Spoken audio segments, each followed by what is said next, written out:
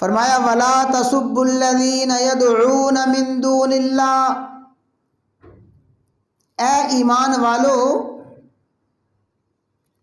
جو لوگ اللہ تعالیٰ کو چھوڑ کے دوسروں کو پکارتے ہیں، عبادت کرتے ہیں، پکارتے ہیں اللہ کے علاوہ دوسروں کو،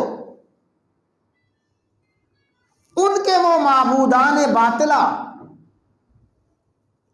اور ان کے وہ نام نہاد الہ اور خدا، اے ایمان والو تم ان کی ذات کو برا بھلا نہ کہو، ان کو نام لے کے، ان کو نشانہ بنا کے برا بھلا نہ کہو، وہ ان کے معبود ہیں، ان کو اپنے معبودوں کے ساتھ محبت ہے، اپنے معبودوں کے ساتھ عقیدت اور پیار ہے۔ جب تم ان کے معبودوں کو برا بھلا کہو گے اور ان پہ تنقید اور طعن کرو گے، وہ تو ہیں ہی جھوٹے، وہ تو ہیں ہی من گھڑت اور بناوٹی، لیکن جب تم ان کو برا بھلا کہو گے فَيَسُبُّ اللَّهَ عَدْوًا بِغَيْرِ عِلْمٍ، وہ تمہارے سچے خدا کو برا بھلا کہیں گے، وہ تمہارے معبود برحق کو طعن و تشنیع، استہزاء اور مذاق کا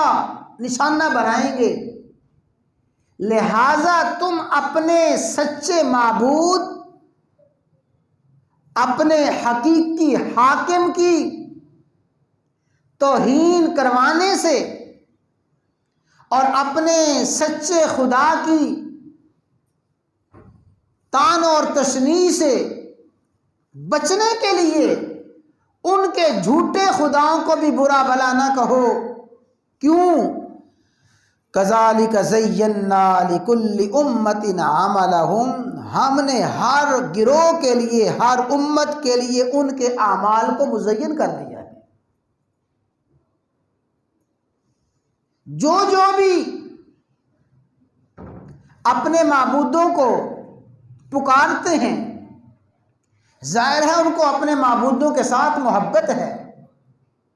وہ اپنے اس عمل کو بہت اچھا سمجھتے ہیں اور اپنے جھوٹے معبودوں کی محبت اپنے دل میں رکھتے ہیں۔ جب تم ان کو برا بھلا کہو گے تو جواباً وہ تمہارے سچے خدا کو برا بھلا کہیں گے، اور سن لو اس وقت جو سچے خدا کو برا بھلا کہا جائے گا اس کے ذمہ دار تم خود ہوو گے۔ تم خود اپنے قول سے، اپنے طرز عمل سے اپنی خدا کی توہین کرواؤ گے، اپنے خدا کو برا بھلا کہلواؤ گے۔ تو لہذا وَلَا تَسُبُّوا الَّذِينَ يَدْعُونَ مِن دُونِ اللَّهِ، اے اہل ایمان تم ان کو برا بھلا نہ کہو جن کو یہ لوگ اللہ تعالیٰ کے علاوہ پکارتے ہیں۔ برا بھلا کہنے کا مطلب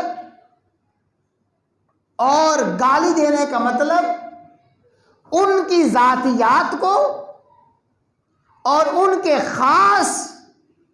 ذات کو نشانہ بنا کے برا بھلا نہ کہو۔ ہاں، جہاں تک عقیدہ توحید کی بات ہے، اللہ تعالیٰ کی وحدانیت کی بات ہے، اور غیر اللہ کی بے کسی، بے بسی اور عاجزی اور انکساری کی بات ہے، وہ تو مسئلہ بیان کرنا ہے، لیکن ان کی ذات کو طعن و تشنیع کا نشانہ نہ بناؤ، ورنہ وہ تمہارے سچے خدا کی ذات کو طعن و تشنیع کا نشانہ بنائیں۔